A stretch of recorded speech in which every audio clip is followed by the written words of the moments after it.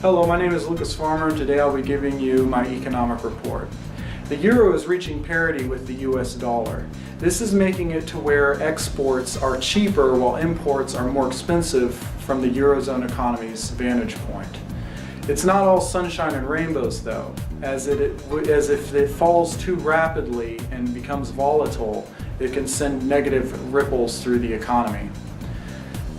It has fallen 20% in the last 6 months, which has caused central banks, the ECB and the Federal Reserve, to be a little bit on edge about what's going to happen next.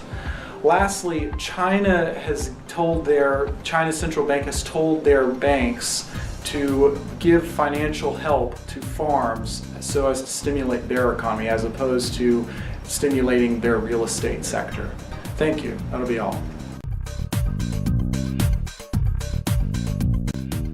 Hi, my name is Stone Powell, and here's my presentation on oil. U.S. oil prices rose last week as a revived dollar, a growing glut, and pessimistic signs for demand all weighed on the market. Light sweet crude for May delivery settled up 6 cents to $47 a barrel on the New York Mercantile Exchange. It had been up as much as $48 a barrel last Tuesday. Traders are preparing for another increase in inventory numbers. U.S. crude stockpiles likely added another 5.6 million barrels 2 weeks ago, according to the Wall Street Journal. Oil inventories are already running at an 80-year high, pushing prices to historic lows this year. The Organization of Petroleum Exporting Countries has forecast a price estimate of $110 per barrel by 2020, all things considered equal.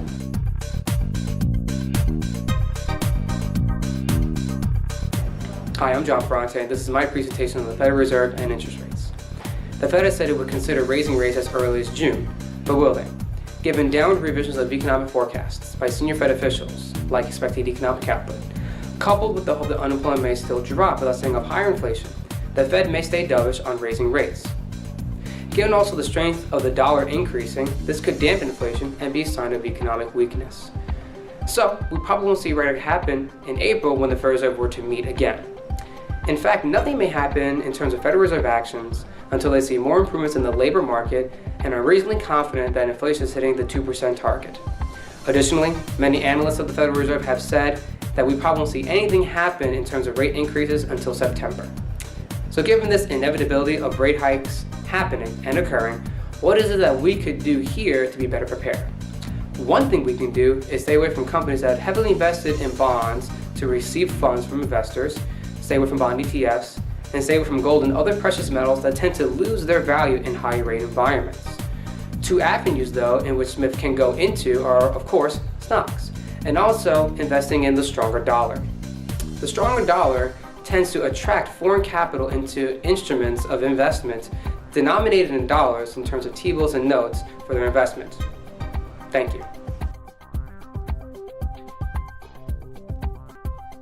All right, hello, my name is Cole Daniel. I am the current Vice President of Global Initiatives.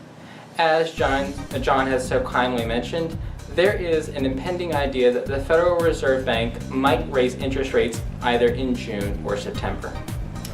This means that we need to go ahead and look at our portfolio of stocks and see how they are going to be affected on an individual basis by this potential increase.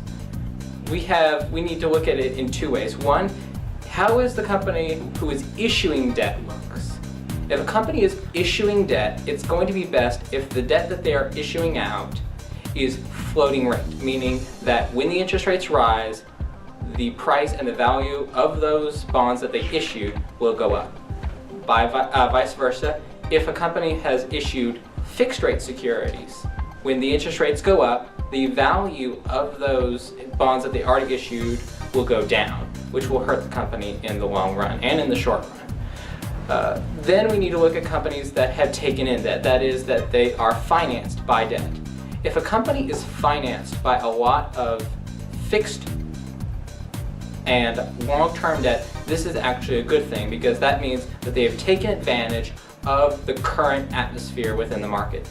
If a company, though, has been financing themselves with a lot of floating rate debt, then this might be seen as a bad thing, as the cost of debt will go up as the interest rates go up. One last thing in terms of this, if we see that a company is not being able to take advantage of the extremely low interest rates, that is, they want to acquire debt but cannot acquire it, they can't finance themselves with debt, they're financing themselves with a lot of equity, that might hint at problems within the company itself. Overall, there are two main types of companies we need to go ahead and look at.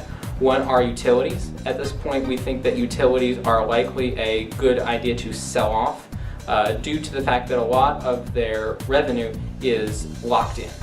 When people go out and get gas and do electricity, they try and do fixed rates for a certain amount of time, and the utilities will have a problem with that. The flip side of that is BDCs, or business development companies. Business development companies would be a very good kind of company to look at, particularly for our finance sector. And with that, I thank you very much for your attention, and I'd like to sign off. On behalf of the econ sector, we'd like to thank you for watching.